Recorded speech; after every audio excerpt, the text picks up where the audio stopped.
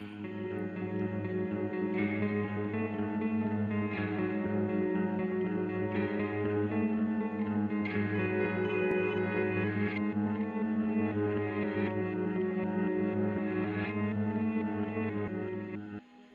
know, the nicest restaurant in my hometown You is don't think Chef's mad at me, right?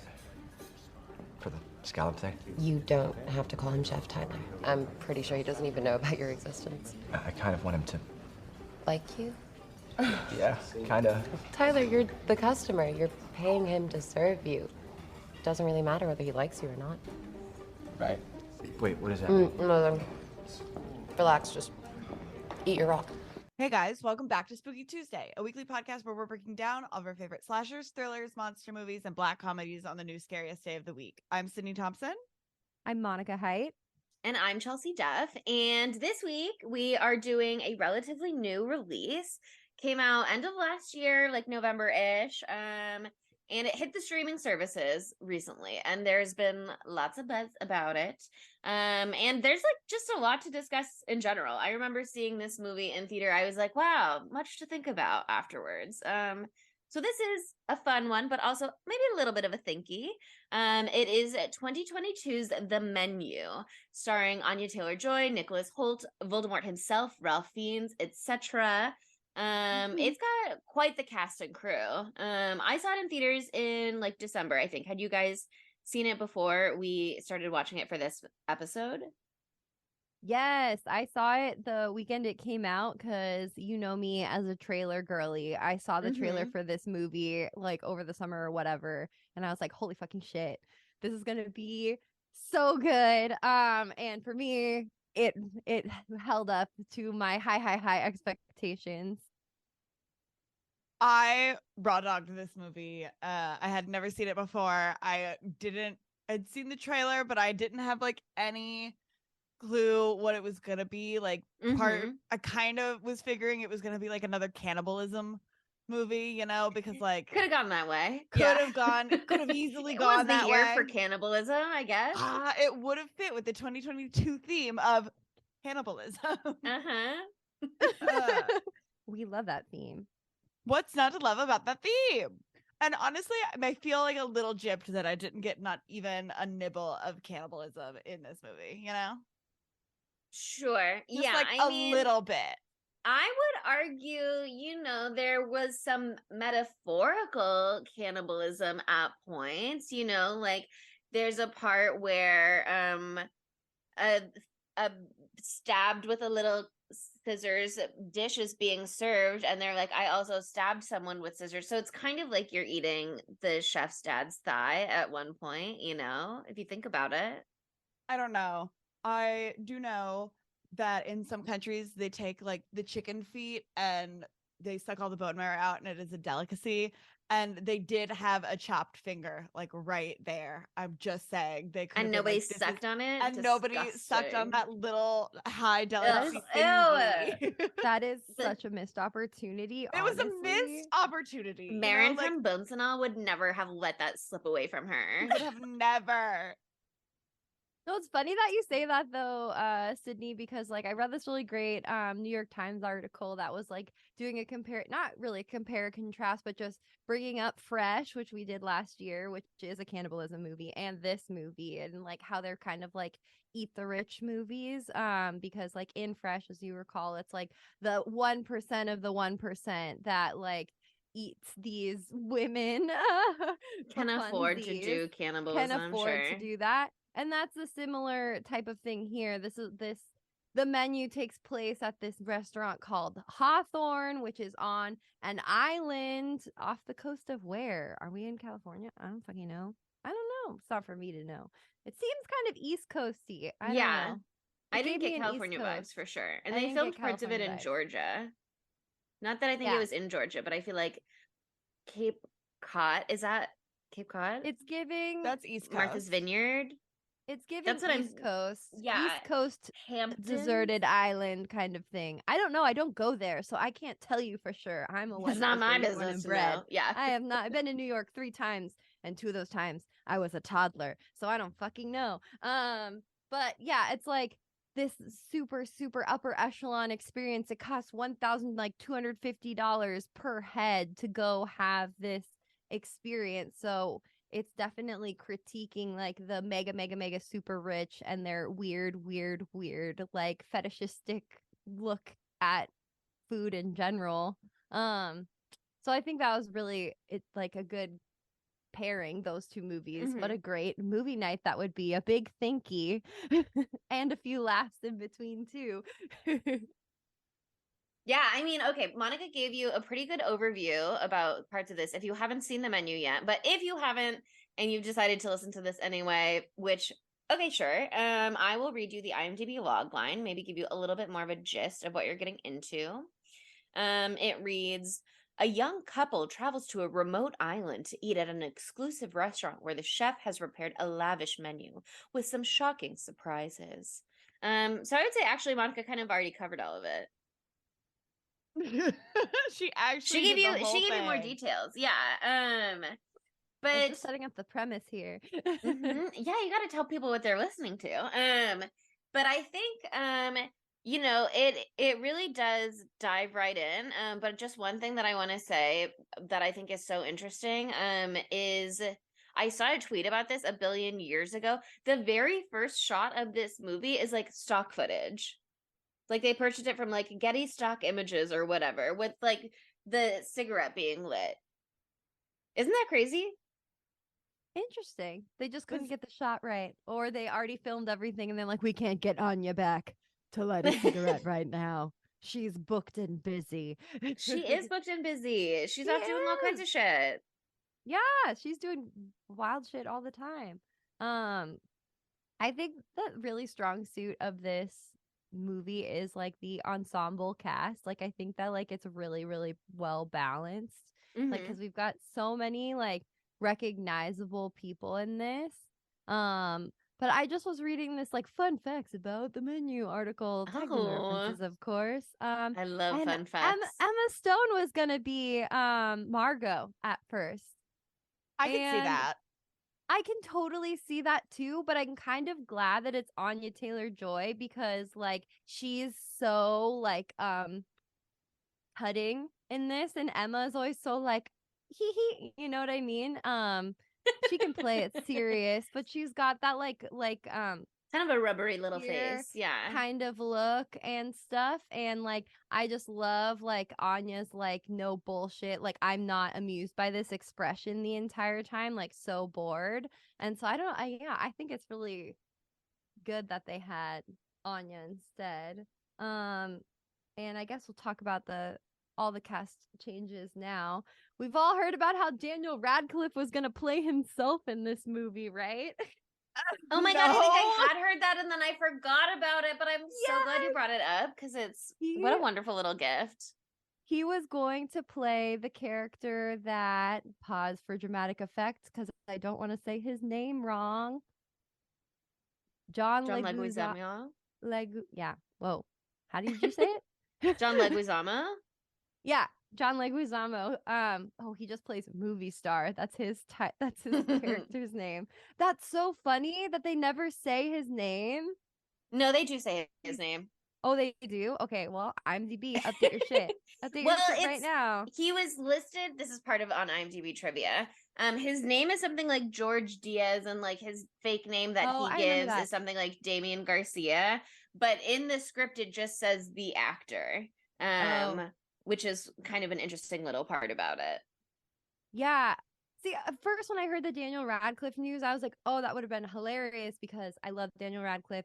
He's such a freak. He takes freak roles all the time. I love him He so is much. a little freak. Love him. He's a little freak. I met him one time. He's so little and he was very nice. Oh, it was a great day. I was wearing a shirt with like Nan cats all over it. Very embarrassing, mortifying. I'll put it on the story for the Instagram. But anyway, but I didn't think about this at all. I was just thinking about how like it would have been weird if like the actor was like actually a real actor that is somewhat likable, because like when it's like this John's character that's like some fake actor, you know, you can be like, you can imagine just how much of a douche canoe he is to make it so he deserves to die. You know what I mean? But Daniel, I would never want that to happen to him. But Yeah. also, Ralph Fiennes is Voldemort, and would we be Yeah. thinking Oh my about God, it that would the have been whole time? so good. I feel I like it would mean, have been distracting. yeah, I think it would have been distracting. I think that it would. Daniel Radcliffe loves to do like a little bit and do something a little fun and freaky. So I think he would have had fun with it, and he would have done something cool and interesting. I feel like he would love to play himself like to the nth degree. You know what I mean? Yeah. But also, I feel like it doesn't quite fit what is being asked of that role, which is like that. I mean, I don't want to get too into the point of why he was there necessarily just yet. But I think everybody loves Daniel Radcliffe, and nobody would put him in such a position. The point is that this guy sucks. You know what I mean? And that this guy is like doing things for money, which Daniel Radcliffe doesn't do. He got all of his money, and now he only does weird little freaky shit for love of the He art. does Guns Akimbo. He's or the opposite the of Swiss the Army takeaway. Man. Yeah. Okay, but it also would have been funny because his assistant that he's with, we do get the little weird tidbit that she went to Brown, and we all know that Emma Watson, Oh, aka Emma Watson. Hermione Granger, did go to Brown. Wow, the layers. The Okay. layers. There's layers. Last week to it this was shit. Twilight. This week it's Harry Potter. Harry Potter. Yeah, I mean, Amazing. Well, Ralph Fiennes is literally right there. How are we supposed to not acknowledge it? You know what I mean? I think that they do such a good job of like doing his makeup in Harry Potter that like I didn't realize that it was Ralph Fiennes for like years. I like just never Yeah. thought about who played. I was a child, okay? I was a Mhm. child, and so I didn't think about the incredible actor behind the no-nosed Voldemort, okay? And it wasn't until like years later I was watching some like incredible Ralph Fiennes movie. I was looking at his eyes, and I was like, his eyes. His eyes. It's I've so seen those familiar to eyes. me. Through my whole childhood, I've seen those eyes. And I was like, oh, okay. Figured it out. Oh, now I know where they're from. Whoopsie. But yeah, I think they do like such a stunning job of like setting up who these characters are like from the get-go. I think the first time I watched this movie, I did not notice like the tense eye contact that Margot makes with Richard, the older man, the husband, right as they get on the boat. And so they did a good job of setting up some tension there throughout, but it just was completely oblivious to it first time around. But yeah, they do like this is one of those movies where they thought everything out. Like they thought it out to the nth degree. So like you learn who these characters are in the little like quiet babble that they're like the different characters are talking on the boat, and it's not the focus of the scene, but you can hear it in the background, and you can just hear them say the most like inane fucking like rich people shit ever, like especially the business bros who I love. They are so funny. Just like everything that they say to each other is such a fucking caricature, and it's so spot on. It's iconic. But also we all know men like that. Oh yeah. 100%. 100%. Also, I love Arturo Castro. I love him. I've seen him in a From bunch Broad of other City. stuff. Oh yeah. Oh my god. Okay. He also, I think, was in that horrible movie that we all watched together, Suburban Gothic. Sorry, Matthew. Great Googler. Yeah, I apologize, but also he deserved it. So He was in that, wasn't he? truly no clue.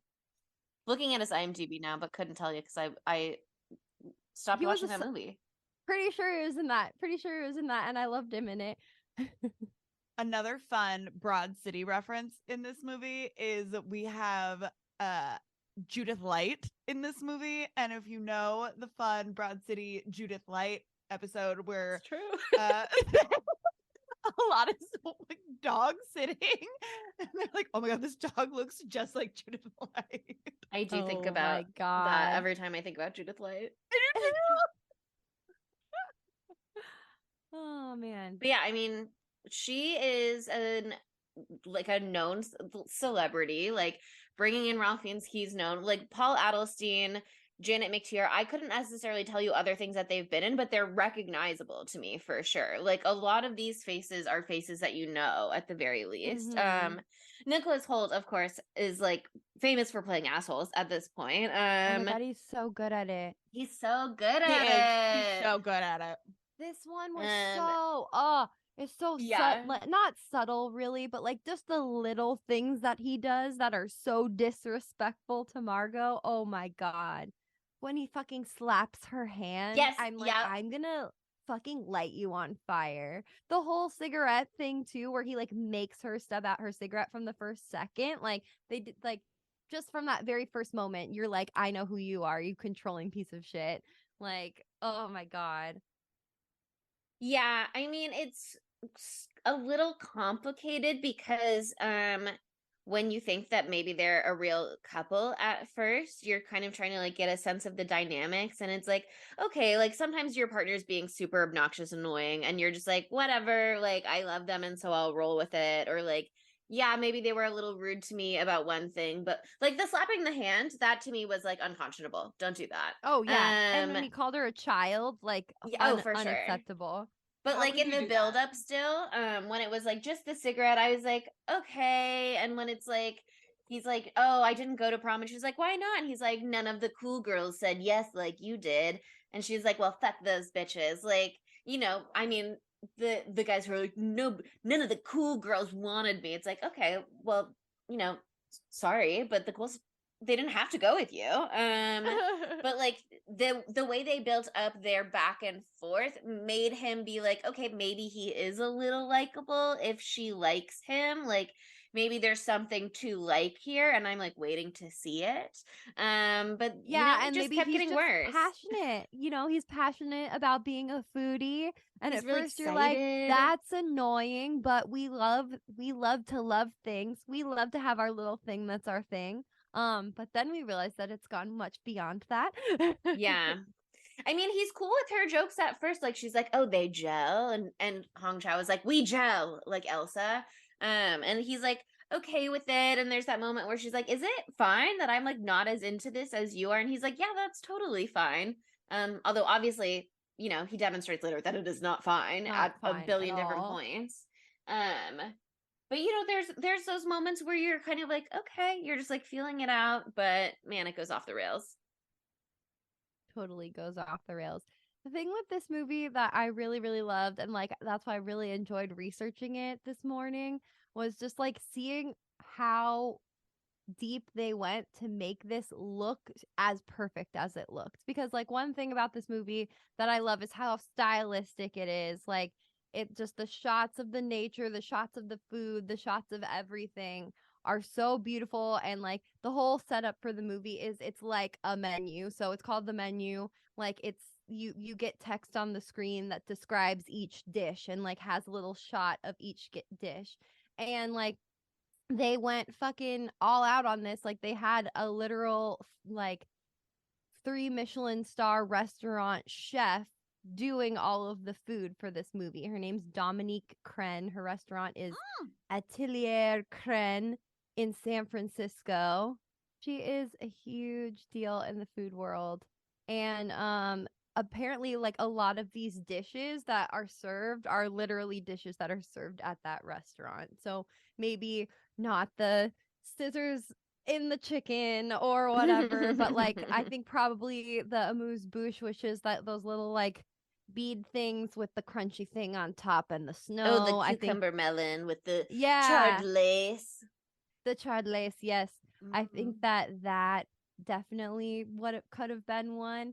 The island, the one with the one scallop on top, that's based off of a real thing that people serve at a different fancy restaurant. Can't the name escapes me at this time. And there's even like some like viral tweet like recently that was like, can these fancy restaurants stop serving food on a rock, please? So like they really did their research to make it true to life, and that's like even more on the nose because their second unit director for this movie was David Gelb, who is the creator of Chef's Table. And so they specifically, shot all the shots to look exactly like Chef's Table. And I had never watched Chef's Table. I just watched some of it this morning to familiarize with myself. And like, yeah, spot fucking on. Isn't also one of the writers, doesn't he also work for The Onion? Yes. One of the writers works for The Onion. Oh, Yeah. well, satire experts. I mean, there you go. They got that satire down. Yeah, there's a really fun article that Bon Appetit did. That's another thing that's really fun. Like a lot of like the food like network, like what am I trying to say? Publications. Thank you. We got there. The food But Food Network is a publication. thing, so The food, a lot of maybe Food Network did something on this. I don't know. I didn't We find can say it they in my didn't for research. sure. But they did sit down with the two screenwriters, which is Will Tracy and Seth Reese. Those are their names, and like talked all about it. And they had like two sides of the coins in the writer room. Like one of them is a self-described foodie, and the other person is like very skeptical of that. And so like they came together for this, and I think it was good to have it balanced because you need to have like the knowledge of the foodie lifestyle to like stick the landing on this one. Yeah, I mean, I think it is really interesting the way that they super committed to that in this film. They also had all of the actors playing the chefs in the kitchen, like very much so trained on how to actually make those dishes so that whenever they're cooking in the background or cooking like, you know, in the foreground on screen, they're doing what actually a real chef would be doing to prepare that dish. Which I think is really interesting in context of like the thesis statement of the film as a whole. But I mean, they just started off by making you think this is like a normal fancy people restaurant experience at first. And I think things start to really like sink in, maybe not quite totally yet, but like the breadless bread scene is where I think people started to go like, okay, something a little funny is happening here, maybe. Like I do feel they're being rude on purpose a little bit, but Yeah. is that just his vibe? We don't know. Maybe this is what these people want until they all start to be like, okay, but like for real, can I have some bread? And they're just like, no. And go fuck yourself a little bit. But go fuck yourself a lot. Yeah. Like that he's making like a political statement, right? With being like the bread is The something bread of like the for the masses. people, Yeah. for the masses, and y'all aren't the people, y'all aren't the masses, you're the upper echelon, whatever, in scare quotes. And so you don't deserve to have that because it's not for you. Brilliant. I love in that scene when the tech bros are like, okay, but actually give us the bread. Do you know who we are? Like that kind of fucking bullshit. Immediately, like really, it's really early to be pulling the do you know who Literally we are? the second dish. Yeah. Yeah. And it's revealed that they say work with, but actually work for the guy who it funds the entire restaurant. Is that how you say it? Invest. Yeah, Doug Yeah, Varick, the investor. angel investor. The angel investor, that's what it is. And I just love, I'm gonna get the quote wrong, but when Elsa, the main hostess, like turns to the one guy and whispers in his ear like, you'll eat less than you desire and more than you deserve, or something like that. Is that what she said? Oh my Yeah. god. And he's just like, what the fuck? Yeah, I mean, it's like they ask for more bread. She literally tells him, you deserve absolute shit. You're lucky to get what you're getting. And Lillian Bloom, the food critic, is over there being like, this broken emulsion. And then they're like, guess what? Here's a whole big ass bowl of broken emulsion just for you, girl. What do you think of that? Oh, I love how petty they get with her. I also am so obsessed with her and her little partner in this scene. So Lillian is played by Janet McTeer and Ted is played by Paul Adelstein. And he is just such a fucking yes man for her. It is so funny because he is basically from a magazine. You can imagine it's Bon Appetit or something like that.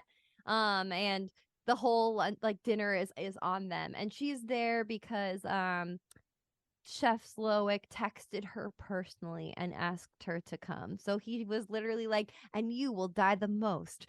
I won't do it unless you're there to die. And she is just like so a caricature of the food critic. She's so good in this. Like her outfit, her whole look, her hair. She's got that like fancy artistic older lady thing down pat. Is so good. But like She's every oh, you go. no, she's gorgeous in this role. She's so But yeah, I gorgeous. mean, she is trying so hard to set herself apart from everyone else in that way also. Like the moment Like, where I she's get like, this. yeah, the rock or the scallop or whatever it was, where she's like, it's thalassic. And he's like, what? And she's like, oceanic, like the god Thalasis of whatever. That might not be quite the right word because I'm not her. I don't know these things. That was But so funny. yeah, I mean, I think that, it is always great to learn new words. And I think if you know cool words, you should use them so that other people can hear about them. But I think she is specifically trying to find a word that nobody else knows so that they'll have to Google it and be like, oh my God, she's so smart. Like, wow, oh my God, look Exactly. at her. She's trying to not communicate with her audience, not reach out across to her audience. She is trying to set herself apart from her audience by being like, look at 100%. these things that I know that you don't know. Oh, the emulsion, it's broken. Oh, the oyster, it's thalassic, etc. Like, And Ted has like no like organic thought this entire time. mm-hmm. He's like, you can see him like looking at her, like trying to like glean what she thinks before he says anything. And when he does say something, it's kind of open ended. And then she interjects with what she thinks. And he said, exactly. That's just exactly what I was thinking as well. Like he's honestly really good at it of making it Mm-hmm. seem like he's stating an opinion, but he's just waiting to agree with her. It's so good. Oh man, like the nuances and the performances in this like had me like giddy in the theater. Chelsea, earlier you were like, I don't really know who these actors are, but like they look familiar. Did you ever see, I figured out who Lillian the actress is. Did you ever Oh, see Me Before You, the Sam Coughlin and no. Amelia Clark one? Is she in that? She plays Yes, she is. Will's mom in that movie. Mm. I And only know about that movie because fucking TikTok, when they like clip the entire movie, I watched like half that movie in TikTok Sobbing. clips. I And I was was like, why am I doing this? I Sorry, spent keep going. Thursday night sobbing to these TikTok clips. I like, and every time they pop up, I have to watch them. And I'm like, why do I no, do is this that to how you myself? saw it too? Oh my God, it's probably because I liked all of them. I'm so sorry I sent that to your algorithm. That's a problematic one. I clicked on Paul Adelstein also to be like, who is he? Which is what I thought you were gonna say and where you were going with this. Because he was in Bedazzled. He was one of the like side characters who keeps popping up in all the other various different worlds in Yes! Bedazzled. I thought he looked familiar from this picture, not from the movie, and like from his picture on IMDb, excuse me. And it's a little confusing one because I thought he looked like Chris from Gilmore Girls. Is that his name, Chris? The dad? Yeah. Dad I from mean, he Gilmore kind of Girls? looks like Chris. Christopher? He kind of looks like him, and Christopher, that's what it is. That's why Chris didn't seem right. Christopher. She calls him And Chris then I was sometimes. like, Lorelai. yeah. Well, I'm They're, not on a Chris they're on a level nickname with him. basis. You Sure. know what I mean? I shouldn't be going. They I have a should be child more together. formal. I Yeah. should be more formal. But it's certainly not him. But he was on Scrubs, and I watched Scrubs, so that's probably Mm. another way. Yeah. This movie. He's is in the Imposters also, which everybody should watch. Imposters is great. Yeah. You guys haven't watched it, I guess. I'm taken by that silence. I'll have to make you watch it sometime. I have not. At least the first season. It got canceled too early, if you ask me. But anyway, this movie. I'd try it for you. But Okay. back to what you were saying, Chelsea, about like when you first start to realize that something fucked is going on. Like it's so clear. It's not super clear, but there's like little hints leading up to that, even that there's something weird, or like at least the vibes of this whole island are a little nasty. And it's just completely ignored by the whole group because they're so used to like the power dynamics being how they were. Like as they go through the tour of the entire island, they show the fucking barracks where they all live together and the toilet doesn't have doors around it and they just live in little bunks next to each other and they sleep 4 hours a night and everyone's like, how interesting. They must love that. Like no one's like, this is a cult. Yeah, he's like, don't you get burned out? And she's like, burned out? Like she's never even heard the words before. She's like, this is our fucking passion. So actually, we hold ourselves to very high standards, and so does Chef, and we rise to the occasion every single moment. Which, you know, I think is really clear both in how things come together and also in the fact that they're gonna do like a giant murder suey with everyone. So Murder suey. Oh my god. Love that turn of phrase. Oh, it's from Obvious Child, which is also a great movie that everybody should watch, but just a little murder suey. Yeah. just a little one. I think I just love the way that the movie is set out. I already said it, but the menu items, how they all come out, and the little descriptions are just so funny. I also just want to give a little shine to grandma or mom, I guess, sitting in the corner getting fucking wasted the entire movie. Love her. She's drinking Lambrusco, and I love Lambrusco. So I love Lambrusco. We love Lambrusco. This is a Lambrusco household. We will Bubbly not red be wine. shamed into liking Lambrusco over here, or Yeah. into not liking it. It's a bubbly red wine that is lightly sweet, and it is delicious. Some would say it's not fancy enough, but they're wrong. They're wrong. I just like a little bubbles. It's fine. But yeah, I mean, it's interesting watching this movie because like I really like to eat crazy food. It's one of my passions is to eat. I'm a self-described garbage disposal, so I will try anything, like no matter what it is, no matter what type of part of the animal it is, anything at all, I will try. And so I like going to like new restaurants and that sort of a thing. But it's really interesting because like there's some that are just so fancy and there's so much going on and you get 2 little bites of food and it's so much money, you know. And I'm not even close to getting to this level where they're like turning the food into a snow, or they're doing like a I don't even know, like what's the thing when they put it into like a little fish egg almost thing. Yeah, the the Paco Jet mignonette or whatever.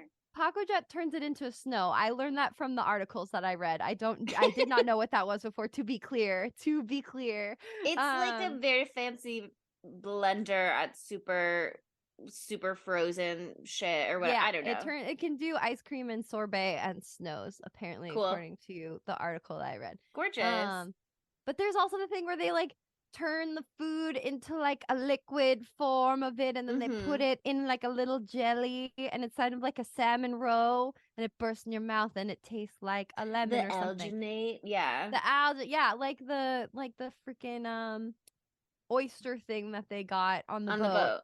Like that's a little beyond me. I really related to Margot in the way where she's like, I'm fucking hungry still. I'm just like, I want to eat. I will eat fancy food, but like, it's gotta fucking fill you up. You don't want to spend $1 million to still be fucking starving, unless that's your kink, in which case, good for you, I guess. But like, that's not mine. Not mine.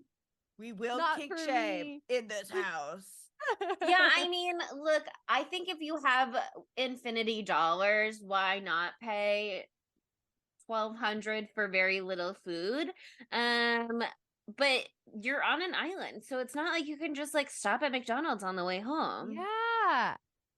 I mean, it's one thing to be like, this they got is an to experience. sleep at the island and have a little slumber party over there, that it would make like a little bit more sense to me, but it doesn't seem like there was a slumber party set up anywhere for this thing. I think they just go home afterwards.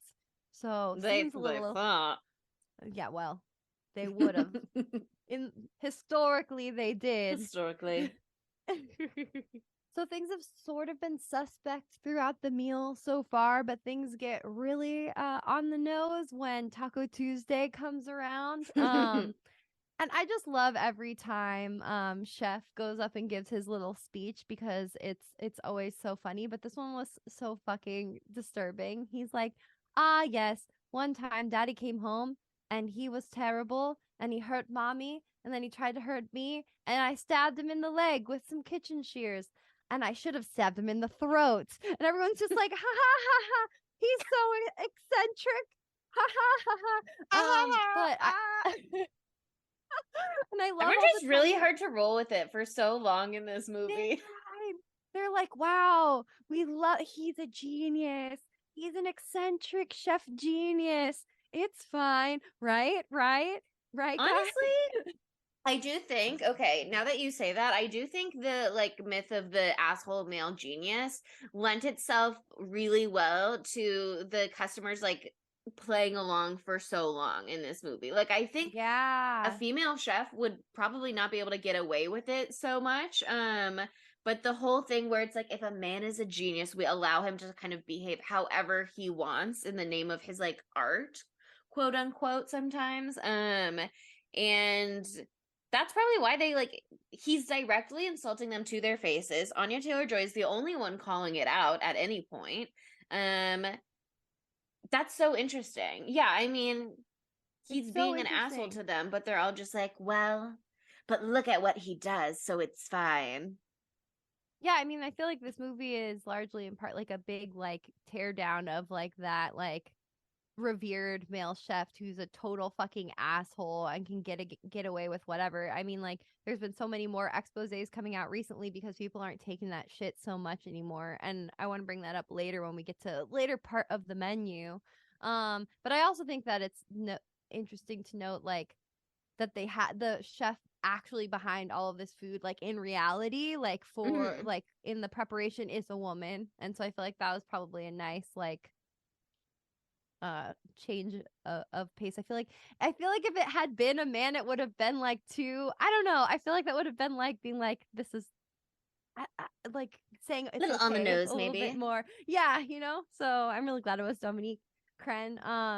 But yeah, I love the little scissors and all the chicken thighs. I think it's fucking hilarious. We love a literal joke like that. Also, it reminded me of Us, the movies by Jordan Peele. So love a little horror homage.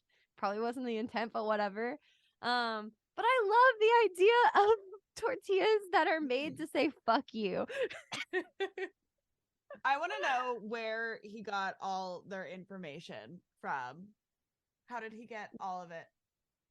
Well, I mean, I think a lot of it is pretty easily attained actually. And that's like our first clue of why everyone is there.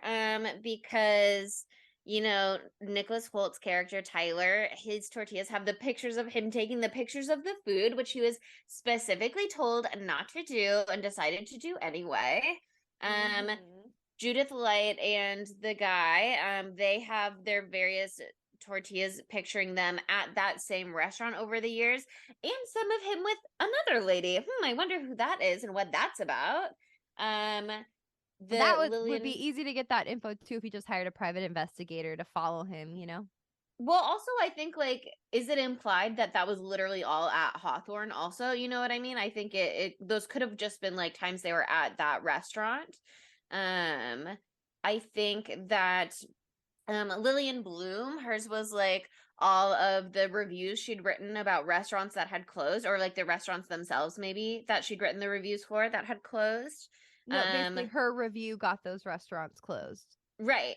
Yeah. And then at John Leguizamo's table, it was like just the Mr. Sunshine poster. And then the So fucking finance petty. guys, I know. The finance guys had the tax documents or the defrauded whatever. That would be what would be It literally tricky says to Cayman Islands on the No. top.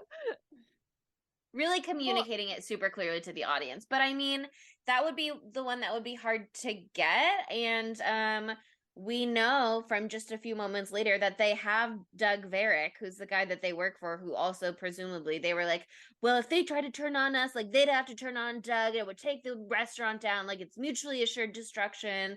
So they think it's fine. But it is actually extremely mutually assured destruction and everybody's going to get destroyed. So, I mean, once you've got Doug there at your mercy, basically, given what we see happens to him, I don't think it would be terribly hard to, extract some truths and documents and Oh proof. yeah. Yeah, they have him held hostage. They can get whatever they want, probably. He's probably a little bitch, so when forced to give up all of his friends to save his life, he'd do it in an instant. It's fine. But yeah, I just I think that part was so genius. And I like how excited he was about his new toy too. He's like, "Yeah, we just got this laser thing and we tried it for the first time today. Enjoy your tortillas." Yeah, I mean, so I think funny though. Oh my god, when they go to Elsa, the tech bros, and they're like, "What the fuck is this?" And she's like, "It's a tortilla muy deliciosa." yeah, Like, I mean, she's so facetious. Elsa's the it is. best. It's a perfect line reading. It's a tortilla. What is it? Tortilla. Like the way she really leans into it. And people have asked her to do that on a lot of red carpets recently because she's also fully nominated for an Oscar, not for this role, but for something else. But she's not doing it on the red carpet for anyone because she knows that the way that she did it in this movie is flawless. And you have to just see it in the movie to get that experience. It can't be recreated out of context. Yeah, come on. We all know this. Oh man. And so okay, so later on, we get, the choppy chop of the adulterous man's finger, which is great. Lets people know that the stakes are high. You could lose a digit at any moment if you try And to of course, they escape. take his wedding finger. Yes. Right? The And symbolism. there's like, the here's the behind. ring. Yeah. This man sucks. And also, like, it's a blink and you miss it thing at the very end, but like, just to bring it up really quickly, they all get gift boxes at the very end, or gift bags at the very end, and each gift bag has a piece of his finger in it. Just saying. So it comes back around. Where's the finger? It's in the gift bags. Don't worry, they used it. Don't you worry. But even then, like the oh, what's her name? The name of the critic, the food critic. Lillian Bloom. Lillian, when his finger gets chopped up, she's like, just incredible acting, don't you think? Like, she is so down to believe this lie. But I get it in a way. Yeah, it's like comes from a place of her being like, nothing bad could ever happen to me, but also you don't want to ever believe that you're in a scenario where you're about to be killed, so if you want to live in that lie for a little bit That little longer, delusion. that like oh, everything's fine, it's just a horror themed night tonight, so it's just all corn syrup, don't you worry, I get that. But Isn't there a moment even after the bit with the sous chef, the mess, where someone is still like, is this real? Like they're still like trying to hold off that reality for a little bit longer. The same thing. That part's so sad. The guy literally commits suicide in front of everyone because he'll never be great like chef. Oh god. Okay, I mean, I think cat's a little out of the bag. Obviously, we've hinted enough. We haven't well, I guess I said murder suey. That's pretty clear. Oh yeah, but the cat's been out of the bag. The cat's been out of the bag. The whole premise of the movie is that all these people are invited here, and then the whole team of chefs is taking the whole boat down with them. It's so interesting to me the way that they like parse it out though over the evening, like the way that the people become the menu in that way as well, where like why is that sous chef like highlighted earlier on, you know what I mean? Like the angel investor obviously makes sense, he's his own thing, he's getting his own moment, but that the sous chef is like called out and highlighted is so interesting to me, not just because it's like that he's not great and he'll never be great even though he's good, it's also like I think kind of really getting at the explanation for why everyone is doing what they're doing later on, and they give you a taste of that in the moment before you know what's coming exactly. To be like, well, we're all miserable, we've all dedicated our lives to this, we already told you we're all only getting 4 hours of sleep, we're shitting in front of each other, there's nothing else for us to do, like there's no way to have a family and to like have a world outside of this at this point. What the path from here leads is to be Chef Julian Slowik, and like look at him, he doesn't even want to be Chef Julian Slowik anymore. So like, do you want his life? That's what you'd be working towards if you continued on this path. This sous chef is like, no, I don't want his life. Therefore, like, you know, they're at the point where they're like, well, I've dedicated enough time to this, I've put all of my everything into this, and turns out I don't even want it, and it's gonna be miserable no matter what. So like, sure, murder suey Well, it is.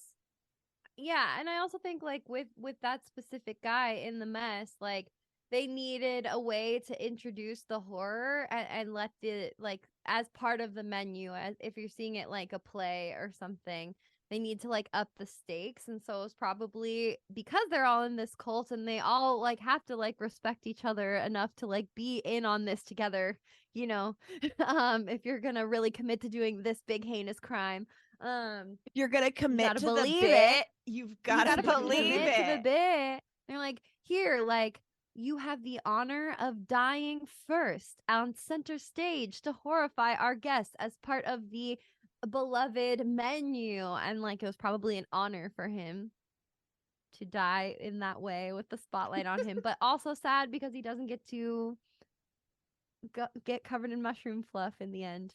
Poor guy. Honestly, what we all want to do at the end. Oh Mushroom yeah, fluff. totally. Um, but yeah, I mean, later on we get to see the angel investor drown to death in the water with angel wings, which was very horrifying. And I have to assume they had weights on his feet, otherwise he wouldn't have gone down that easy. I was thinking about that logistically. I'm like, how's he drown so fast? Beautifully done. Um, but like at that point, you know, they can't think it's acting anymore because like why would their boss, they can see that that's their boss, why would he be in on this joke? He wouldn't be. So they know the truth then. But I think one of my favorite parts of the whole movie is the men's folly course, because that one's really on the nose too. I was in my research, I'm not like super up on like what's going on in the chef world these days. I like to eat food. I don't care about these people that much except for Anthony Bourdain. R.I.P. to the one true love of my life, Anthony Bourdain. And Jonathan Gold too. My one true love. May he rest in peace. My favorite thing that we would do was just go and pick Jonathan Gold like restaurants and be like, let's try this. Let's try this. Let's try this. Oh my God. He found so many great gems in LA, and that's what's so great about him too, because he didn't believe in the folly of like this movie so much. He found places that were really great that didn't have all this artifice, you know? Right? Like just because you're not making foams and anything like that doesn't mean twills, lace twills, doesn't mean that like your food doesn't deserve to be on like this is fucking phenomenal list. Yeah. No, I loved that about him.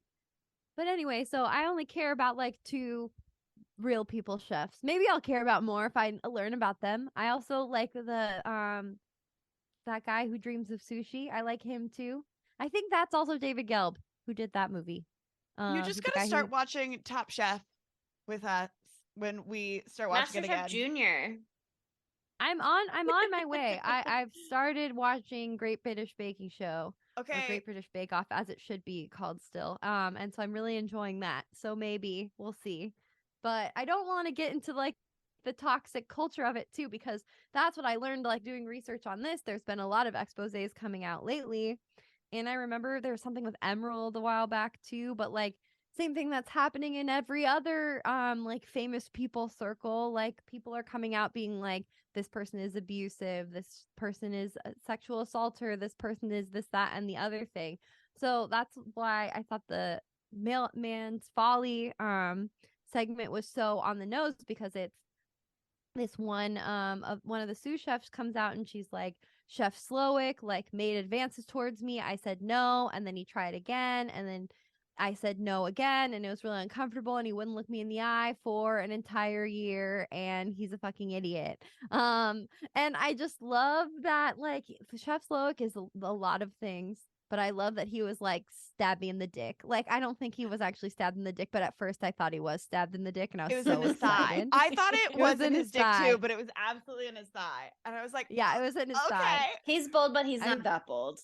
Yeah. I mean, I don't think he would have been able to finish the menu if it had been a dick stab. So And everything's he'd get been close so enough. calculated carefully. Yeah, but I didn't realize how much that has been coming up in the chef world, in the culinary Mhm. world. Which obviously it is. Of course, I just like don't get that in my news feed. Sure. So that was a really, really on the nose part of this movie, and I really loved the girl who plays that sous chef. It's so funny. What's her name? Her name is Catherine in the movie. Her real name is Christina Brucato. They let all the dudes go try to run away. Like, they really think they can get off this tiny deserted island, but like, let them try. That's great. And they're just so quick to leave all the ladies behind. They're like, yeah, okay, whatever, bye. Except for Nicholas Holt, who's like, I don't want to miss any food. He's You like, guys are eating in here?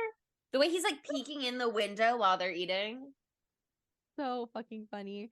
But I love the girl talk around the table, and they're like all trying to like get Catherine to like set them free. They're like, lady to lady, we're gonna figure this out, right, girly? Like, girly pop, we can make this happen for you. Like, fucking Lillian is like, I could help you get your own restaurant. Don't you want that? And she's like, actually, I'm the one who decided y'all should die. actually, this was my idea. And I'm really proud of it. And then they all just go quietly back to eating their food. They're all like, I guess. Yeah, I mean, I think that it is so interesting. He calls it out at one point later on where Chef Slowick is like, why have none of you guys tried harder to get away? Like, you maybe you Yeah. even could have, but why haven't any of you tried? I mean, other than the rich guy getting his finger cut off and like them That was a running away half-assed when attempt. invited to run away, they really just go with it so much. And I mean, I think a lot of Seriously. it is like you know, how much have they really had to do for themselves over the years? They Yes. are all very wealthy people, and so they are all very accustomed to their money being able to make things happen for them, whether it's like Get them buying themselves out rescued. of an uncomfortable situation or like hiring someone to do their heavy lifting for them. It just doesn't compute really that they would have to like actually be hands-on involved. And also, I think a lot of them like just do genuinely hate themselves and their lives kind of the same way that all the chefs do to a degree.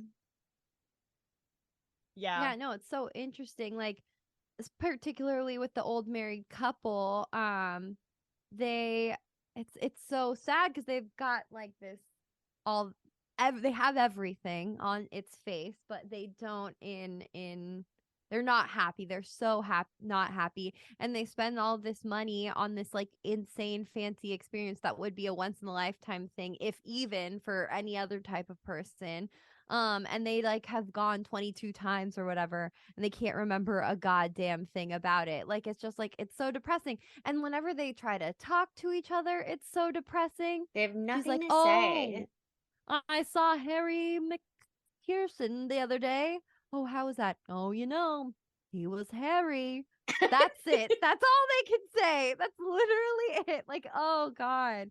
It's so depressing. And their backstory is just so fucked up. I mean, one thing that we haven't talked about yet, but it's kind of like the crux of the whole film, is Margot being there on the island. Like, she wasn't supposed to be there. She's not Chef Sloak on the says menu. that she's not on the menu. It was supposed to be some other fancy bitch, but she rightfully dumped Nicholas Holt because he's a fucking freakazoid. And so poor Margot ends up being hired to be there, which we find out later. And like Chef Slowick right away like realizes she has like a different energy than the rest of these people and asks her to choose between being, and I might mess up the wording on this, being with the people who give and those who take. That's what it is. Oh, those who give and those who take. So those who give are the people working at the restaurant, and those who take are the restaurant attendees or the customers.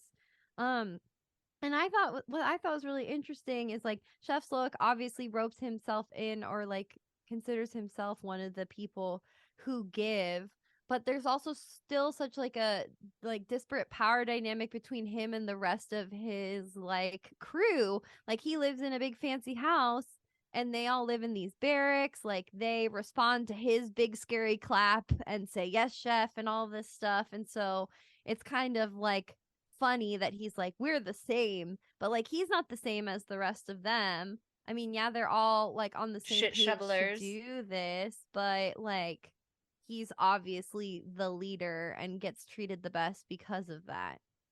So interesting.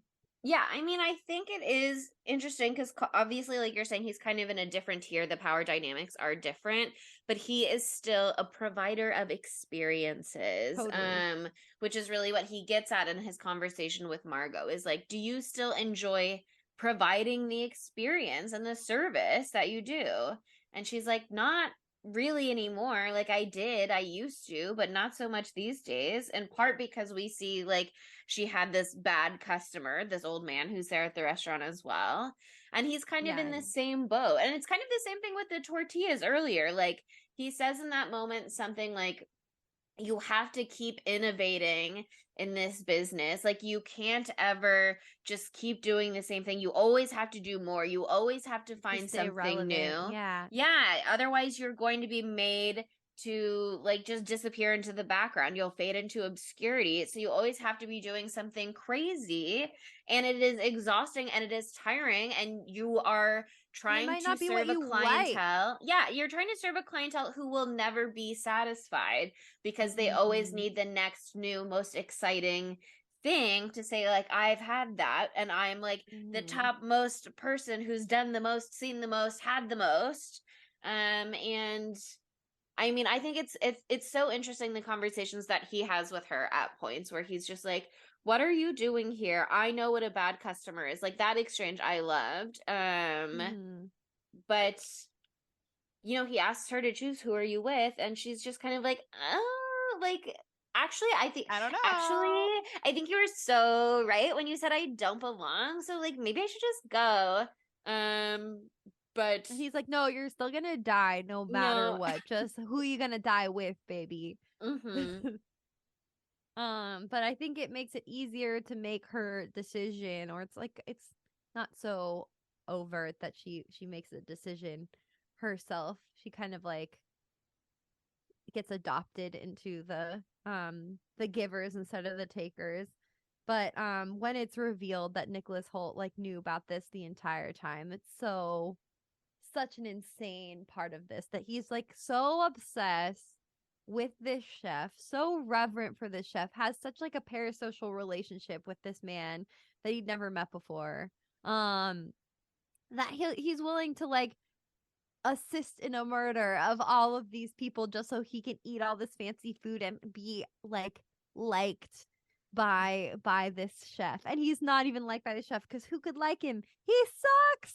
Oh, the worst. But yeah, the fact that he didn't only know, but that he's been like in communication with the chef for 8 months is crazy. And the way that, first of all, that he thought he could do this whole elaborate plan and then just swap somebody out at the last minute because the chef doesn't take seatings for one, like, I mean, that truly spoke to like how absolutely terrible, fiendish, really, he is. But I think the thing that is so interesting about his character is that like he is the appreciator. He's the one that like is there out of love for all of these things in theory. Yeah. Um, Yeah. but But he is just got like no soul. yeah, he's just like consuming things mindlessly. Like they call him into the kitchen to try cooking at one point. They're like, "You've seen every episode. You've watched all the TV shows. Surely you've learned You have something." a Paco jet.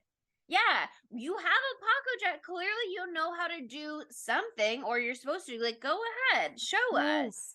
But Adam he's looked up how much a Paco jet costs, and it's like $4,000. By the way, Damn. just saying. Keep going. classic. Sorry. He is the guy who takes you to the magic show and goes, "I know how this trick is done," and tells you how every trick is done or every illusion is done with no appreciation for the actual art that is created or the entertainment that is created. Like Yes. he's there to be the expert, not to appreciate the art. And like Yeah. it seems like likes he's the knowing and being appreciator. smarter than everyone else. Mm-hmm. But he's just there to like fanboy, basically. He's not actually like sitting, tasting the food, appreciating it. He's just No, there I to be like, disagree. really? I disagree with that. Oh no, because he's like orgasming. Oh my god. Oh, one of the articles I read referred to him as excruciatingly horny for the like whatever for the experience, and I was like, wow.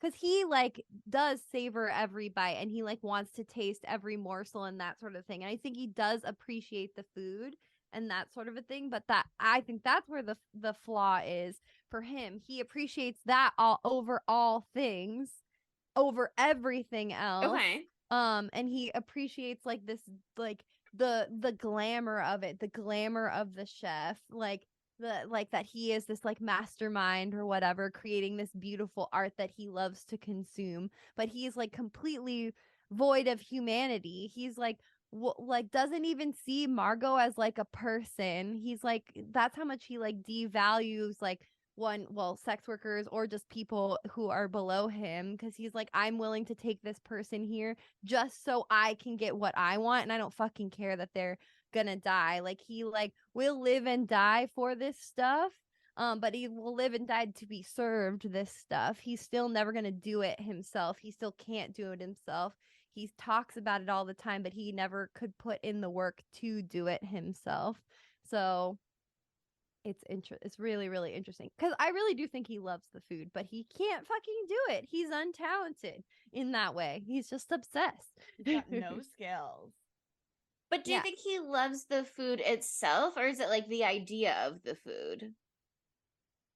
I kind of feel like it's not that he's like pretending on purpose, but he's so into the idea that it's less about the food and the like flavors itself necessarily. I mean, maybe it really is that good, but like we see Margot being like the oyster thing, like it was so much, there was so much going on. I just want the regular oyster. And he's like, no, you have to have all of the things, like blah blah blah. I guess we're getting at the same thing, but just differently. Like he Mhm. loves the like innovation of it and like the frivolity and the fanciness of it. Like he likes that it's the fanciest version of an oyster that it can possibly be. The most like I don't know, gelled and whatever and Paco jetted whatever like version of it that it could be. That it's not like the normal thing, because he's better than the normal thing. He wants like the like fucking $2,000 more expensive version of an oyster, not like the average oyster. And so yeah, I agree. I think he loves what he's getting at Hawthorne, because that's what Hawthorne is providing. But I think that like yeah, if you were giving him like really really really good hole in the wall food, it's not like a love for food, it's a love for the frivolity of this type of food. But he does love this type of food, you know what I mean? Like, but he loves that it's so unnecessarily complicated. He Probably. loves being hoity-toity. He loves that Yeah, it's he loves- unattainable for everyone else. Yeah. Yes, totally. And yeah, that he that's gets it, to be the right one who there. attains it. Totally. Yeah. Oh God, but the part when he cooks is just so fucking mortifying, because he's like it goes from like his highest high of his life because he gets the fucking chef jacket, he writes his fucking little name on it, he's so excited, Personalized and then it just for you.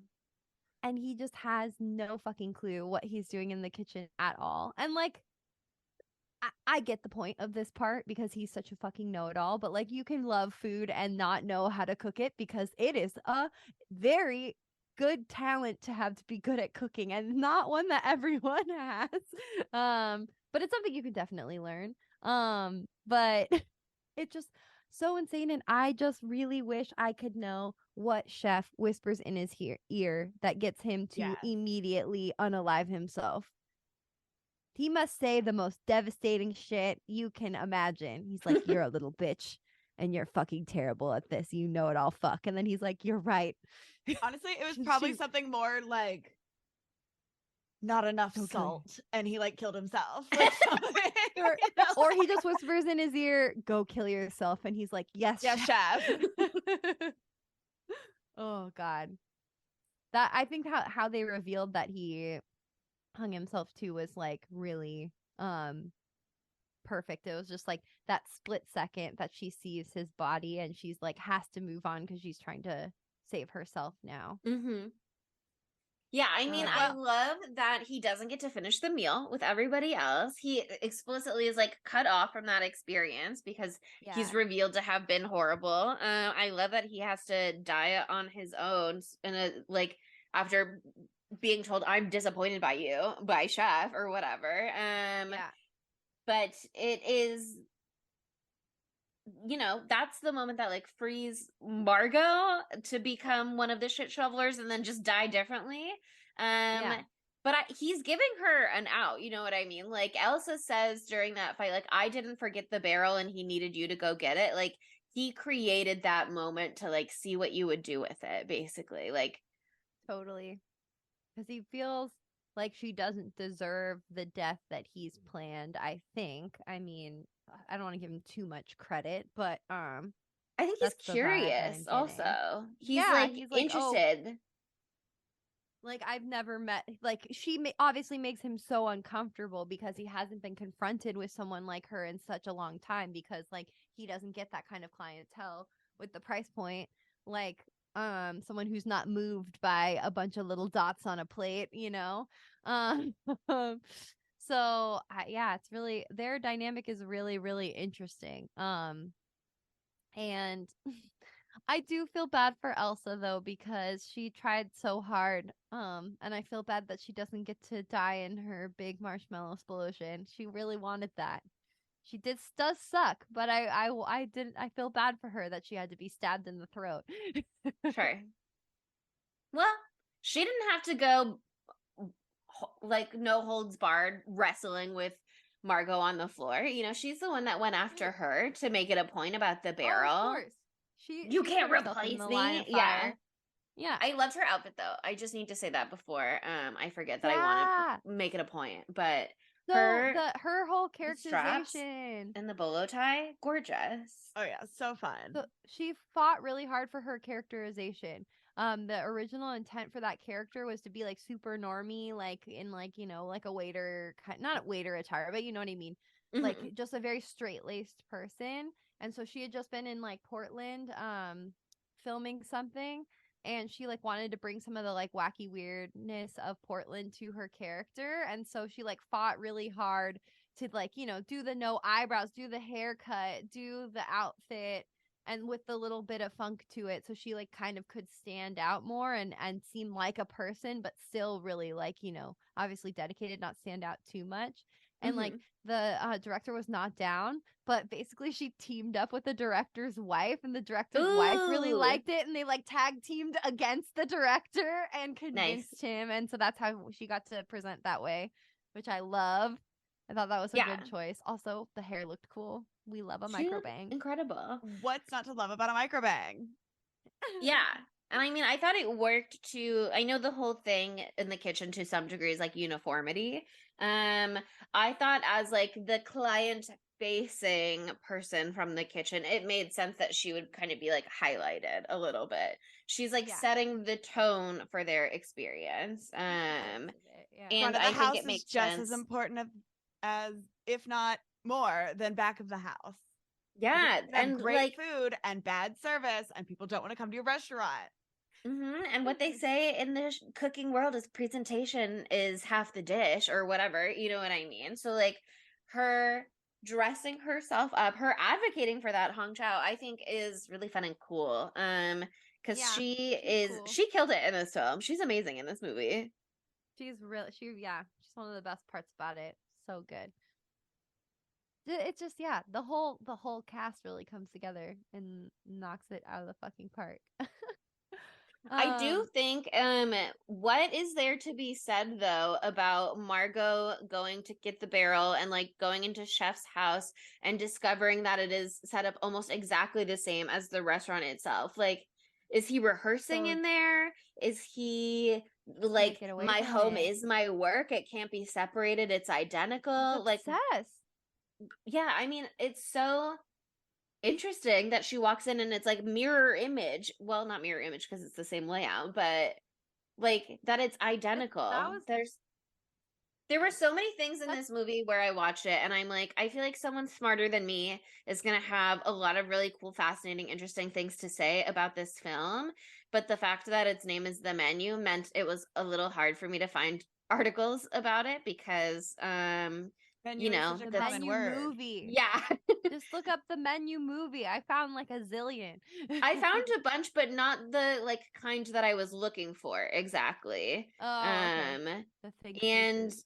I don't know, maybe if any readers find some cool articles, or if you guys read other cool stuff, I would love to check it out.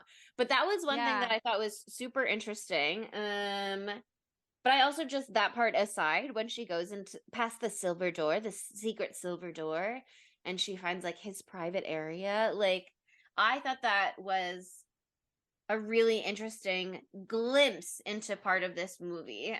Because like the moment with the sous chef earlier where he says like, would you want my life? And the sous chef says no. We get a glimpse of like why that might be, because we see that photo of the chef with what looks like a wife and a child that clearly are no longer really in the picture. Like, you can have these things but you can't hold on to them if this is the kind of life you're trying to lead. It's like what the movie is telling us. No, and the fact that his home, which is supposed to be his private space, is just the exact same as his workspace. Like, that's his whole life. He keeps his past locked in a tiny little room, you know? It's like he fully lives and breathes this because, like, I don't know, maybe the past is too painful or all of that, but it's definitely something to be studied by psychologists. But I love that little picture. I love that we had some pictures of young Ralph Fiennes, so sexy, just to be non-thinky for a second. Very hot. Non-thinky, Him with the so little sexy. hamburger. So sexy. I do want to, before we get to the end, put some shine on the boat part though, where the fake rescue happens. That Oh my is god, so funny. Oh god, that was sick. That was fucking sick. To make them think that they've got their way out and it was all a joke, like the fucking gun being a lighter. The fact that he like drives it home that he hates that movie that the actor was in. Like Call Me Dr. Sunshine. I love that, the Call Me Dr. Sunshine. Like the whole thing with that is that Chef had one day off and he watched that movie and it was so fucking bad and it ruined his whole day and it wasted his whole day, and so that's why that actor is there to die, because it wasted so his funny. one day off like 30 years ago. Oh my god, something that I read that was really interesting. So for John Leguizamo's character, Georgie Diaz, that's his name. He based that entire character off of Steven Seagal, who is still alive. So I was like, oh, he's saying all this stuff. Steven Seagal's probably dead. Steven Seagal is alive. He said, I modeled after Steven Seagal because I did a movie with him, and in rehearsals, he knocked me out and he didn't care. He's a bit of an asshole and a bully. And then he basically said that he also said in another interview that he's a horrible person. So basically, like, he has a grudge against Steven Seagal. So he based his whole character after being like a washed up action star trying to pivot into food stuff. I don't know if Steven Seagal's doing that. Probably. I don't fucking know. Who cares? But I think it's so funny that he's just like, being openly petty in interviews. He's like, yeah, hey, Steven Seagal, I hate you, bitch. Like, I would also do that, though. I feel like that is something that I would do in a heartbeat. beef, beef, beef, beef. Yeah, I mean, people in Hollywood sometimes play it like so nice because you want to protect your future projects that may happen or whatever. But I love when there is Hollywood beef. And I love that he was just like, guess what? Fuck you. You were mean to me. You didn't even feel bad. So, Literally knocked yeah, him out. I'm going to go 'Cause out. He was like angry after a set and he pushed him into a wall and he hit his head and he knocked out. Oh, damn. So it was bad. Fuck you, Steven Seagal. I'll say it. I'm Team John Leguizamo. But yeah, I mean, the calling Dr. Sunshine thing is like point blank very, very funny. But I think it's just like all of these people here robbed Julian Slowik of like his joy, and like whether it was his joy on his one day off, his joy for creating, his joy for being able to run a restaurant and like have his own say in things. Like they say at one point, the only reason he was able to like stay open during the pandemic was because of the angel investor. So you know the angel investor is like seizing control in ways that Julian Slowik obviously didn't care for, which is why he said I'm free when he drowned. The people who come in who just like eat the food mindlessly without even being aware of what it is. The people who come in and try to demystify everything. Yeah, like everyone here, his mom who did not protect him from his dad, etc. I love that you just see her drinking like all throughout the back. Yeah. She's just like, I know. Like, and when they go out for the man's falling, she just like grabs the bottle and is like chilling by herself. She's like, let's go. Why not? Whatever. Yeah. Yeah. I was laughing hysterically throughout this whole movie. Yes, it's a horror movie, but it's more of like a black comedy. So like I was hysterical the entire time. But I was really giddy during this like final bit after the boat part, because the boat part was great, but like they just had hope and then it was squashed and then you watched the light go out of every single one of their eyes. But I love the hamburger part. I just think that it's so funny. Like Margot finally like kind of figures out what his whole like modus operandi is, what the chef is lacking, and wants to like bring that to him to ingratiate yourself with him and just treat it like the restaurant he worked at when he was 17 years old. And treat happy. it like that. Maybe that'll unlock something in him. And it was food so... was not made with love. Let me bring him back to when he had the love. Yes. Like she uses all of the like uncouth things. She's like, I want to send this back. Like I'm still, the worst part is I'm still hungry. Like that whole monologue is so good. And then like the whole montage of him making her asking for American cheese. Everybody knows anything American is wrong. Okay, but he was like, American cheese is the right choice because everyone knows it melts the best on the burger, blah, blah, blah. And her asking for a medium. I know that made me mad, but I don't eat beef. It's the only thing you can like get at the level. So I'm like, I don't know. I don't know.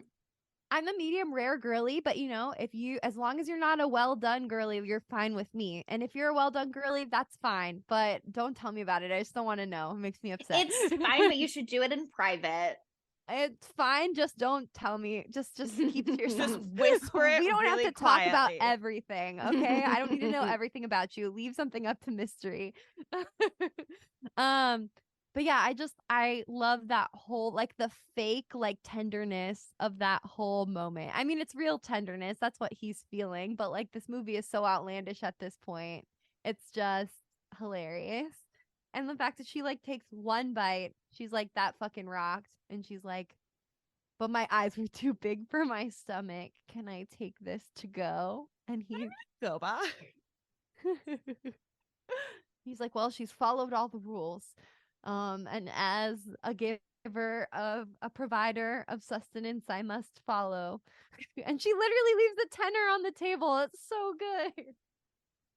Yeah, I love that he makes them all pay still. Yeah. Like, I thought that it was interesting that she didn't tip. But I loved that I would tip either, you know. the service Yeah. was not ideal. I had to fight for my life. You're not getting a 20% tip. So sorry. Sure. Also, $10 for a burger is already an expensive burger. It's It's a restaurant quality expensive. burger. But yeah, I loved that I think you can just like see in that moment, she doesn't know how it's gonna go necessarily. She's just like willing to take the risk and ask and like try in whatever way. She has literally fought for her life already at this point. Like she's the only one who tussled and killed somebody. Yeah. Which shows what she's willing to do, what she's willing to try. But I thought it was great that his whole thing is all these people stole joy from me. You're not here on purpose. Why are you here? And she's able to give a little bit back to him. And so he's like, okay, yeah, you can go. You can take your burger and go. So And that's so exactly what she amazing. does. She's like, bye. Later. And just the ending of this is so beautiful. The montage of her getting away, getting on the boat while they're set dressing the final dessert, which The is chocolate fucking cone s'mores. head pieces. Oh my god, that was It's so a chocolate fucking funny. fez. They're wearing chocolate fezzes, a beautiful marshmallow cape, a dusting of graham cracker, and I love that they literally plate the whole fucking Floor. restaurant with the little swirly doos that Mhm. they put on the plate to make you feel fancy. I don't know what those are called. It's so fucking funny. Oh my god. And I love that, one thing I do appreciate, Chef Slowick is a fucking psychopath, but he blows himself up first. He totally engulfs himself in flames first, which is really, really nice. But they're so resigned at that point. They just let themselves die. They all just of the sit there, guests. chocolate melting down their faces. Yeah. I mean, what are They're, you really like, gonna do into at it, that though. point? That's the thing. They all like break at the end and they like want it at the end. Like they're like they're like kind of happy. Like they're crying, but like they look like they're looking at him with reverence. Do you notice that? It's so weird. They're like, "Yep. Oh, yes, chef. Whatever you want," Yeah, they've kind of They're all accepted freed. their fate. And I also like Yeah. how Margot, Erin, her real name, at the end, she's like looking back, and Judith Light, aka the wife of the guy that Yeah. she was like sleeping, kind of like gave her the head nod and was like, no, like you can go, like Get you out of actually here. don't deserve to be here. You don't belong here with us. Yeah, you don't owe us anything. You should save yourself. I liked that. Women supporting women. Maybe they learned something in the end. I don't know. There's not going to be a sequel, so I mean, I do think there is a possible reading of the film a little bit when the angel investor is being drowned and he says, I'm free. Like, is he free of the angel investors like control and influence? Or also is that the first murder and now they're like locked in, you know what I mean? And it's like I'm free by all of the like expectations of continuing on, keeping going. Like now I like am kind of shrugging off all of these things. At the end, everyone is like resigned to what's happening, that it's going on. They're like freed by this in some way as well. That's like why that. they look to Julian with that reverence, like you said, in their eyes. Yeah. Like, it's not that they were loving their life so much, clearly. Yeah. Well, now It's- they'll all be weirdly famous as the diners of True. the people. Oh my like, god. Murder Suey at Hawthorne Island. Mhm. Oh my god. Okay, well, I guess it's time to get into our segments. So the first question oh my god. God damn it. The first question we always ask is, how could this movie be gayer? And I feel like maybe Chef would have been happier if he had fully expressed himself. You know what I mean? I feel like there's something there. Something repressed, something unacknowledged. Chef's a Mhm. bisexual king. But does he And know it- it? Has he I don't know if confronted he's- it? Yeah. He hasn't had time to because he's devoted He's his been so whole life to busy. this restaurant. He Meanwhile, doesn't I even feel have a like bed. those He just has the fucking kitchen in his house.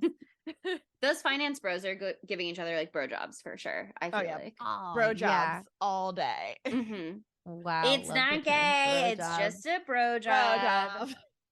But they're doing it. Elsa absolutely wants Margot. Ooh, that's part of the Mm, tension. Hot take, hot take. Yep. I see that. Absolutely is like, I love you. I love you so much that I must kill you for ruining everything. Do I want you or do I want to be you? Do I want to destroy you? It's also entangled Just sometimes. feminine So complicated. desires. I feel like Judith Light's character maybe is one of those women who never questioned or explored their sexuality at all. They just like dated men and had sex with men and married a man because that's what you're supposed to do as a woman, quote unquote. And then it was just like, no women like having sex with men. Like, no women are. Everybody always says like men are the worst, women are so beautiful. Like, she's a little bit like that. I think she doesn't realize that her experience is actually not a straight experience. She's never, yeah. She's just She's like, from a different whatever. generation This is where that all that it question is. wasn't asked. This is all Yeah. you get, and everyone knows that this is how it is and thinks it's fine. That's So what I it think is for fine. her. Yeah. It would have also been interesting if Tyler was like, the name and it was his ex-girlfriend. It could have been an ex-boyfriend. And he And then dumped Tyler because Tyler's the worst. Yeah, but it could have been Going. an easier thing because, like, obviously they would have been like, you're not Mr. So-and-so. And Tyler had to like, blah, blah, blah, blah, blah, and be like, that's actually my ex-boyfriend. And then when we find out like she's a prostitute, it would like make more, or an escort would make like more sense as to maybe why he brought her instead of like maybe another man that he was seeing or something like that. I like this read, but I also think I have a theory where like that article said how he is excruciatingly horny for the food. I think that maybe he like isn't sexually attracted to people and just high-end dining experiences. That's what gets him going. Like he couldn't care less about who was going with him. He just cares about the dining experience. I dated But he could somebody have like a that. sexual obsession with Chef Slowick, so that could be gay as well. So See? it could go either way. It could go either. There's something happening there. There's something there. He's Something just to not be seeing the discovered. personhood of anybody. No. He's like, I don't need anything but my Paco jet. Wait, what Me is and my it? Could Paco be jet, baby. the LGBT. The T is for Tyler. No, LGBTQIAF for fine dining. It's the LGBTQ, and the P is for Paco jet. Paco Jet. Sorry to erase the bisexuals there for a second. It was just for a joke. Please don't worry. Oh yeah, and the P stands for Paco jet and not pan. Sexual. It's for the joke. Moving on. Yeah, I don't know who else is gay. I mean, John Leguizamo's done something. Oh, the sous chef lady who stabs him. Oh yeah. Oh yeah, She's the gay. She's fully gay. Yeah, she's not interested in him at all. She's like, I'm lesbian. How many times do I have to tell you that? I stab you in the dick. I think we as women should get to stab a man in a dick at least once in our lives. Scary. Wow, terrifying. Just like Bold proposition. I can't comment on that. I don't know. We'll put it to a vote with the masses. Get it on the next election cycle. somebody said last night, they're like, maybe you should have been a mortician. Like maybe that would have been a great passion for you. And I just said, I don't know if I should be equipped with the knowledge of how to embalm a person, Like I feel I don't know that I should be trusted with that skill. Maybe it's for Oh my everyone's best God. interest that I don't do that. Maybe that's too much power for one girly to hold. I still think you should get into taxidermy though. The Lord knew that if I became a mortician and didn't work in radio, I would be too powerful. Sure. You would become a serial killer. I would never be caught. Thank you. No, you're Well, she'd very, have all the very skills thorough. for how I have to all the get skills. rid of a Exactly, body. exactly. Her own crematorium, even maybe. The dream. That'd be cool. The dream. That would be really beautiful. Anyway. Okay, is that it for How Can It Be Gayer? I think. I think so. Okay, let's move on to where would Matthew Lillard fit into this movie? He could have been John Leguizamo. Yeah, He I could think have for been sure. He would have slayed as that. He would have Mhm. slayed. He would have slayed. I would have Oh, also liked to God. see him as Todd, the man that works at the magazine that's like paying for everything and just like ass Ooh, kissing the yes food. man. Yeah, the food critic. Yeah. Yes. I also would have liked him in like a smaller role, the wine guy who like Mhm. Oh, is just so the Somm. constantly cheerful. Like they literally just shot someone in the head or something, and he's like, "But you should try this amazing wine, all from a single row of grapes. We decanted it for hours. Blah blah blah blah." Like he just like does not break. I feel like that could be fun for Matthew too. That guy does a good job though. And IMDb trivia says Yeah. he starts out with a really French accent and then like progressively loses it over the course of the movie, which Oh, I I didn't notice either. But if so, great touch. But speaking of small little roles, again, this guy also did a great job, but Maddie Lily, I think, could have been the Coast Guard who comes in. Yes. Might have been like a little too small of a role for him, where for a second you'd be like, is that Matthew Lillard? You know what I mean? Where like, Yeah. you know, sometimes if it's too small of a cameo, then it feels like a cameo. Like Yeah. it's supposed to be the actor in mind. But I mean, you know, it could have been fun still. I think John Leguizamo is like where I would want him to be though, for sure. He's so good in this. He's amazing. I feel like those are good placements. I love that.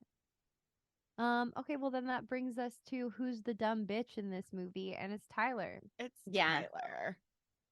He doesn't you, even get Tyler, to you he little literally bitch. was like, I will die to eat this meal. I will kill someone to eat this meal. He doesn't even get to finish the meal because he's such a dumb bitch.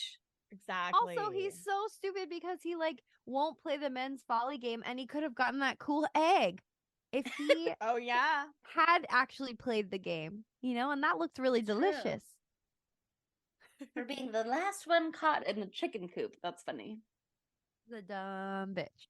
Yeah. But like really, like you look up dumb bitch in the dictionary, it's a picture of him. Like that's the most beautiful terminology for Tyler.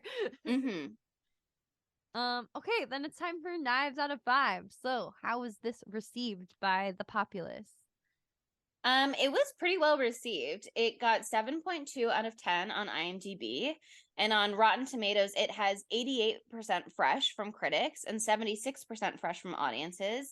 It did the festival circuit. It won at least one award so far for Best Ensemble, and has gotten nominated for a whole bunch of stuff. But I think also it's just like a really interesting film that's like pretty different from what else is out there. You know what I mean? It's very much like doing its own thing. When I saw it in the theaters, I was really interested in how it got to just tell like a moment in time, basically, rather than like a character arc, story, growth, whatever, blah blah blah, to just be like so wholly focused. I thought was really interesting and like a cool, strong choice. And I thought only. To be a film so much about creation and the process of creation and the love of art that you have or you don't have or you lose, I think that is really interesting for a bunch of actors and artists and people behind the scenes too, who create art to engage with as a theme. And it sounds like they really, really committed to it. Like you're saying with the bringing in an outside chef to really design these dishes. Like a lot of it, they're And they were actually really cooking in the eating food. background. Yeah, I mean, Nicholas Hoult did an interview where he's like, usually you don't have to actually eat that much in movies, but Tyler's just like eating the whole time, and they filmed it using Yeah. roaming cameras that are like moving around, so you're not sure, like it's almost like a theater production in that way. You're not sure if you're on camera in that moment or not, so you just are like fully performing the whole time. Yeah, the whole cast was there the whole time Oof. too. Yeah, so I mean, it sounds like a really fascinating way to create this film, and to put like so much of the love into it, that they're examining is occasionally like missing from creating art, and what happens when you're an artist who loses the love. So I just think like that alone is like very, very fascinating. But I also just think it's like fun and funny and well done, and I like have no real like complaints or feedback at any point. I think for me, I am inclined to give it like, honestly, like I'll give it 5 knives out of 5s, because again, I don't have anything I would change. I think it's fun. It was fascinating. It's fun to watch with friends. Like I watched it with 2 of my friends last weekend. We had a really interesting discussion about it afterwards, and like what do you get from it? And everyone kind of had something different that like resonated for them. Like one of my friends was like, she didn't super get it until she was like, I think that all the people there represent like one of the 7 deadly sins, basically. And she like looked that up and found an article about that. And cool. so like, yeah, so like for her, like connecting it in that way, like brought something home. Like I didn't necessarily connect with it in that way. And I'll share that article, and I read it, and I was just like, well, I would put this person as greed, and like this person would be pride for me. But I just think like people are really engaging with it on their own levels. And I don't know. It's for me, it's like 5 knives. I liked it a lot. Yeah.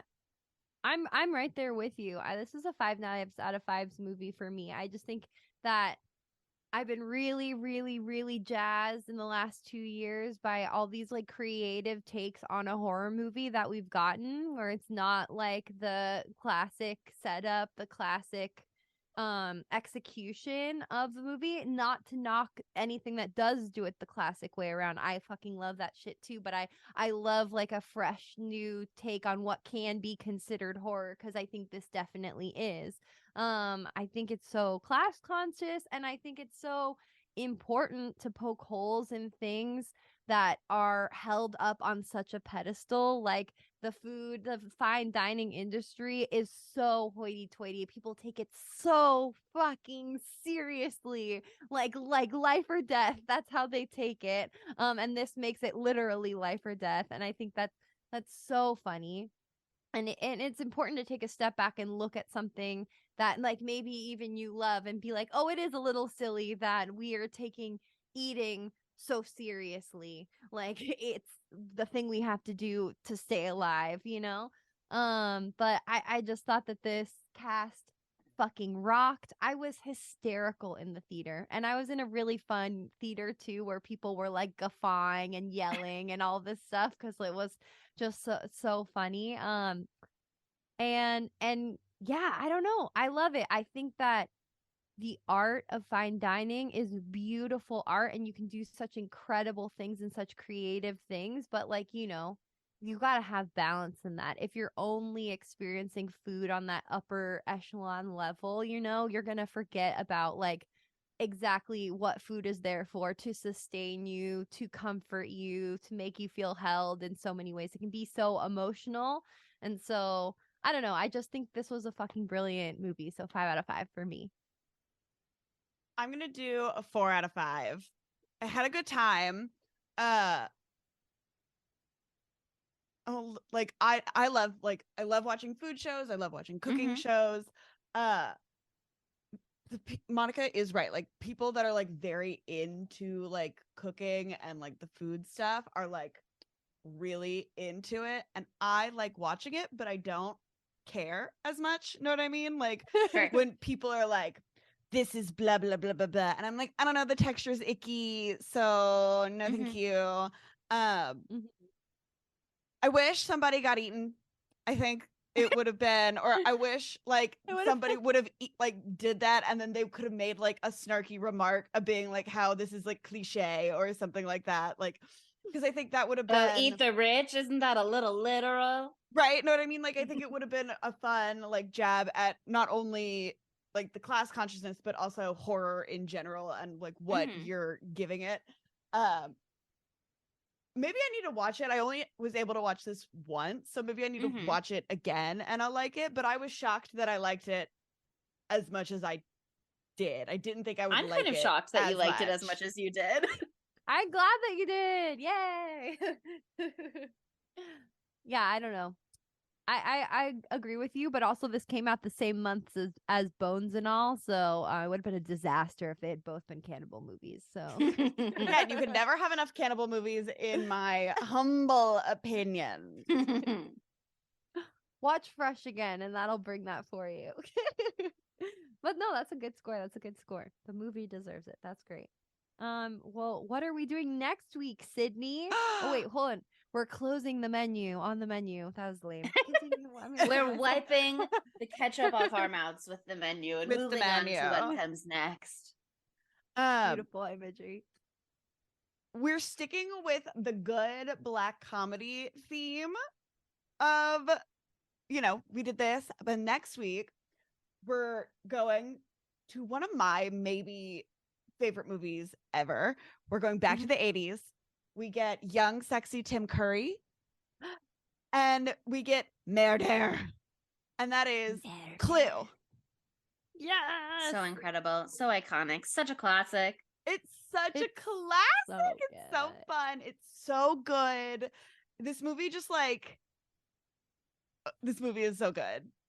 It's such a joy. I've only seen it once too. and it Really? was pretty recent. Yeah, I watched it during like quarantine times. That was the first time I ever saw it. Did you watch and it with fucking us? Blew my mind. I think we did it for I don't- Spooky. I don't know. Maybe. You know me with my memory. Who's to There's say? no way to know. It might very truly could have been with the Spooky Crew. That sounds about right. But yeah, I can't wait to watch it again. I recently put it on as a background fodder, like for vibes, for a dinner party that I had, which I'll get into next week. So I looked at it, but I didn't hear it. So very excited to put the two together. But yeah, that's it for this week, and that's it for the menu. Why not take the time to write us a review? A positive one, of course. You could be like Lillian in the menu and write something esoteric about us, but it can only be positive, unfortunately. If you write something mean that closes down Spooky Tuesday, you'll be cursed for 1,000 years. So 5-star reviews only on Apple Podcasts or Spotify. We're also on social media. We're at spooky_Tuesday on TikTok, Twitter, and Instagram. One of our reels went viral this week, so anything could happen. It's wild out there. We're also on YouTube now, uploading all of our episodes there. So if you are a YouTube girly or boy or they, then go there and have at it, babes. We're also at Spooky Tuesday Pod on Facebook and Tumblr, and at Spooky Tuesday on Letterboxd. Thank you for listening. Bye, spookies. Excuse me. Can I help you, sir? Yeah, what the hell are these? These are tortillas. Tortillas deliciosas. Yeah, so what are these? These are tortillas, which contain EcoBright's tax records and other documents showing how your company has created invoices with fake charges. How did you get these? I'm sorry, but Chef never reveals his recipes. Spooky Tuesday was created by Monica Height, Sydney Thompson, and Chelsea Duff, and edited by Sydney Thompson.